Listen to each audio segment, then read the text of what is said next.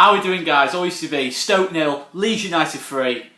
I've just come back from the match, from the Bet365 stadium, or whatever it's called now, and I can't really put into words what I witnessed in that second half. I think, to be honest, I think the only real words I can have for it is it's one of the best halves of football I've ever seen Leeds United play. It was absolutely...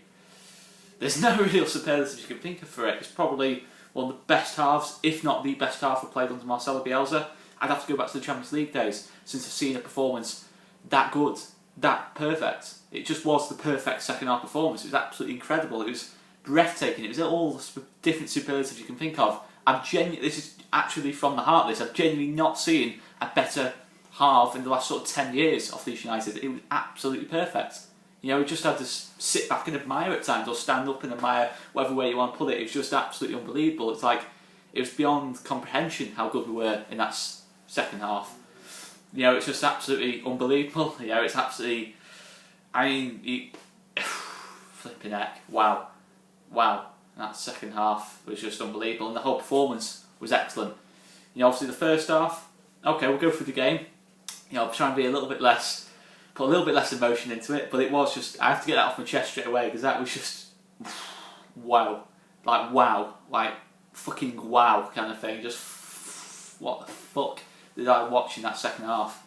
I mean, it's just so breathtakingly good, and this is the thing I've been talking about. You know, I've said I might just come across as a negative bastard after videos, whatever you want to call me. You know, one or two have said that, but you know, in the first 4 games I did feel there was more to us. I did feel there was another level we could have reached, and we weren't reaching that level. But today, that's the proof in the pudding. That is the proof in the pudding. We reached that top level today. We reached our full potential, and that is the levels we can reach. You know, that is by far our best performance since probably this calendar year, to be honest. I think only really the West Brom home game, Reading away game from last season, it's probably ones that I can think that have reached those kind of standards. I think just in every single sense it was perfect today. Defensively, we had the control in the midfield as the game went on. We got more and more control. Going forward, we were creating chances after chance after chance after chance. We were taking most of them as well. It was just a fantastic performance. The goalkeeper's probably being Stoke's best player and probably the man of the whole match. Adam Federici had an absolutely sensational game, and we win the game 3-0. It was just absolutely out of this world. Absolutely out of this world. And you know, just go through the game itself. So the way we set up, which from what I was looking at, looked like a 3-4-1-2, which converted into a 3-4-3 in possession. It was something we haven't really seen off of Marcelo Bielsa's team. It very much felt like 2 up top, something we've not really seen before. So of course we have Ben White, Calvin, Gaetano Berardi as the back 3, obviously Kiko in goal as we expected, and then Stuart Dallas, or Stuart Cafu, whatever you want to call him. He's just not human, is he, Stuart Dallas? He's just not human. The way he's performed at right back has been absolutely sensational. How many goals has he got from full back? If you stretch back to last season as well, when he moved to full back, he was our best player for those last sort of 6 or 7 games. He's the only player that stood up in that bad run at the end of the season. He just carried that form on into this season. He's absolutely unbelievable how well he's playing at the minute. Easily the best footballer of his career, and it's absolutely sensational to see that. You know, this is someone who's, okay, I think he's our second longest serving player after Gaetano. I mean, he's just absolutely sensational what he's producing. He's not even, you have to remember, he's not even a fullback. You know, by trade, he's not even a fullback, and you forget that, how well he performs. If he goes to right back, left back, he's just unbelievable. You know, he's like our answer to James Milner. He's just 7 out of 10. Just unbelievable. It's not actually human what Stuart Dallas is producing goals wise. You know, since he's moved to fullback, I think it's something like 5 goals in 12 games, something like that. It's not off the top of my head, but it's pretty sensational stuff. You know, considering he doesn't take set pieces either. Wow, just wow. But it's just bizarre how much he's producing from that position. Not, I might sound a bit derogatory that, but it's just absolutely fantastic. You know what he's producing. He's been our best player so far this season for me. Controversial point of view, of course. You've got Ben White, of course you've got Calvin Phillips, but I think Stuart Dallas, the fact he's playing out of position and consistency-wise from last season, from pre-season, etc., etc., it's just unbelievable. He's not put a foot wrong. He's literally not put a foot wrong in that position. And then, of course, we have the midfield of Adam Forshaw and Mateusz Klich as sort of midfield pivot, if you liked. And then left wing back was Ercan Alioski.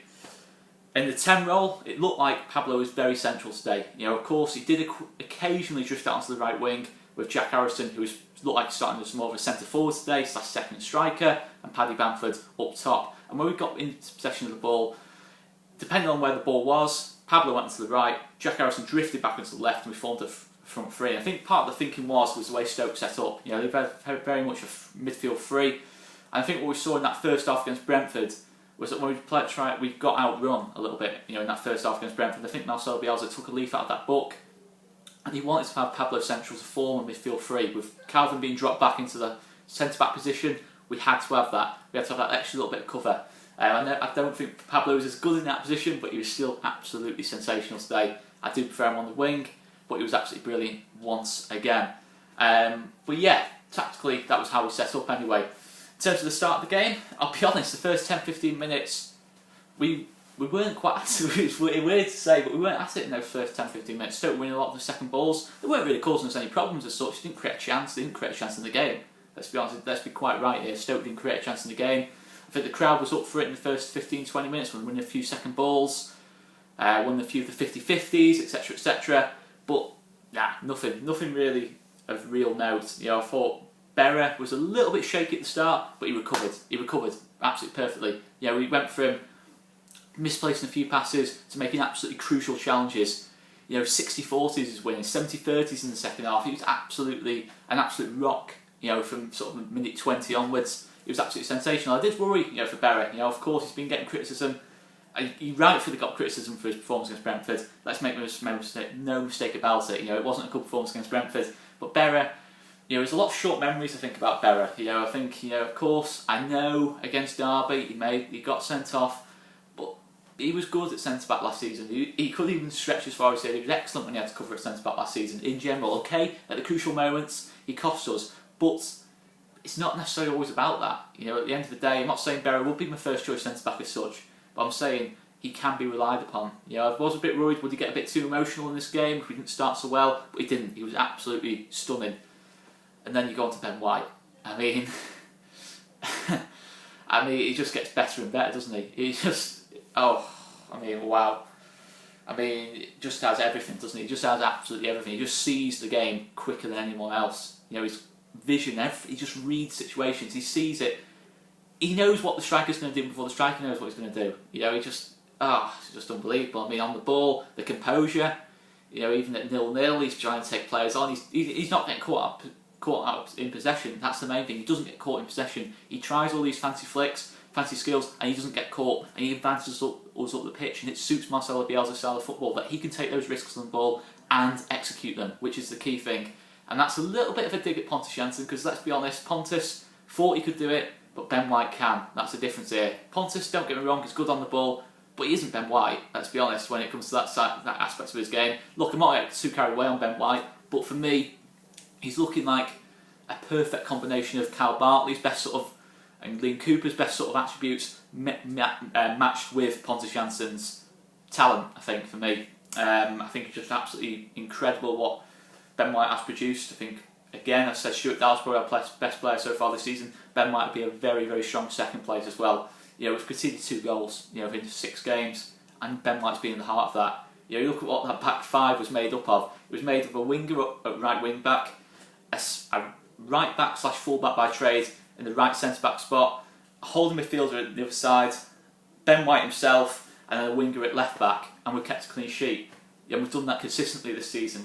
We've hardly conceded any shots. You know, the goals we have conceded have been a little bit unlucky. Okay, the Forest one we could defend better, but it's just sensational. From that point of view, there's a massive improvement on last season. The defensive unit as a whole is just working twice as well. You know, Kiko's not having much to do. It's just absolutely brilliant. You know, the only way I see us conceding at the minute is from set pieces. I'm not going to get too carried away. We obviously are going to concede goals this season, but the only way at the minute I see us conceding goals is from set pieces, just purely because of a slight lack of height.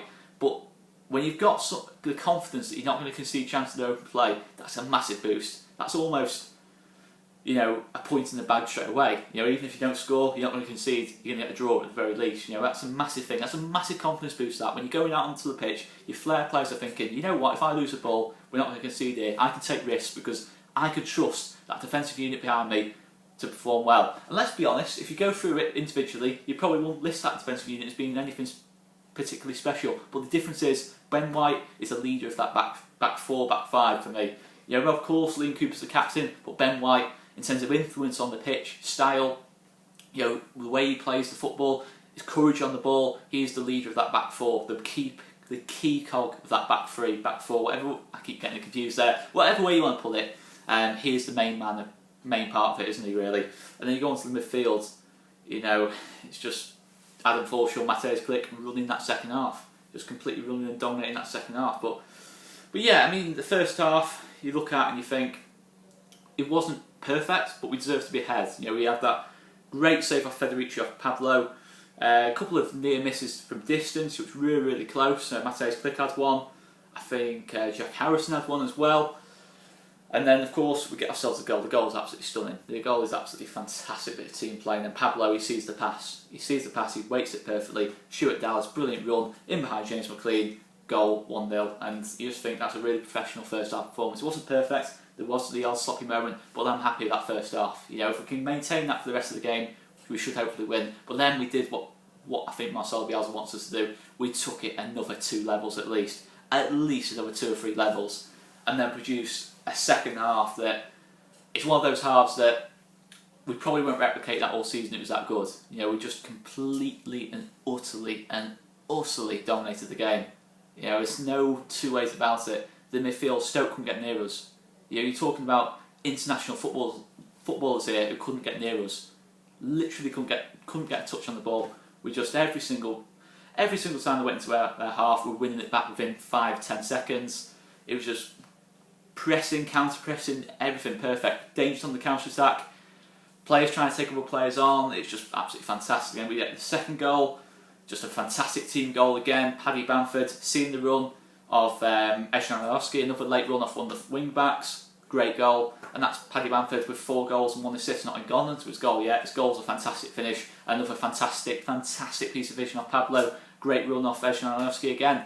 It's the understanding. You know, we've gone through a completely different system today, and it's worked absolutely perfectly. 3-4-1-2. It seemed like today. 3-4-3 in possession. It was absolutely unbelievable. It worked absolutely perfectly for us. And then we have chances to, you know, get more goals.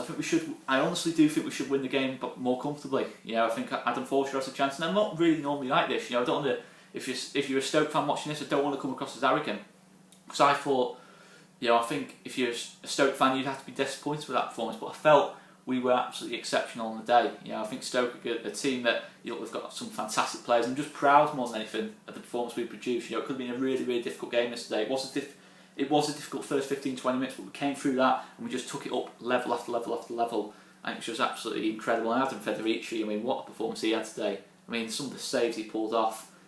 And then, of course, the substitutions. You know, Paddy Bamford's performance was just perfect. You know, in the centre forward role, he had this one chance. He took it. Most of the chances fell to the other players because of his unselfish style. You know, he was dropping back. He was allowing the other players to, you know, make the forward runs. It was just a fantastic performance. I say he had one chance. He had a couple of efforts from distance, and he's come really close to scoring those as well. It's just unbelievable. What you know, it's not unbelievable because, you know, I've said, as soon as Patrick Bamford gets that first goal, you know, at the start of this season, I felt he would go on a run.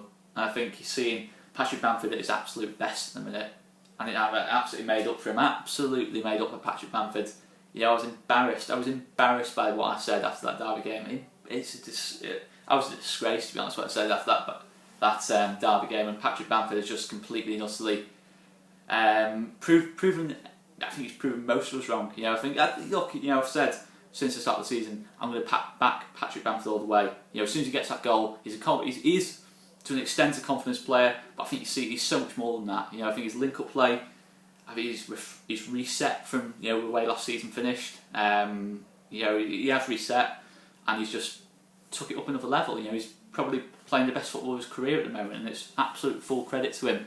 You know, he's keeping a really good striker out of the team as well, and Eddie Nketiah comes on with 15-20 minutes to go, and was absolutely sensational as well. He didn't score, but some of the skill he's pulling off, drifting from that left hand, you know, that left channel, and he just looks so dangerous. He looks such a good player. And then Helder Costa comes on. Helder Costa's had another really good effort on goal. He's just been so lively when he's come on.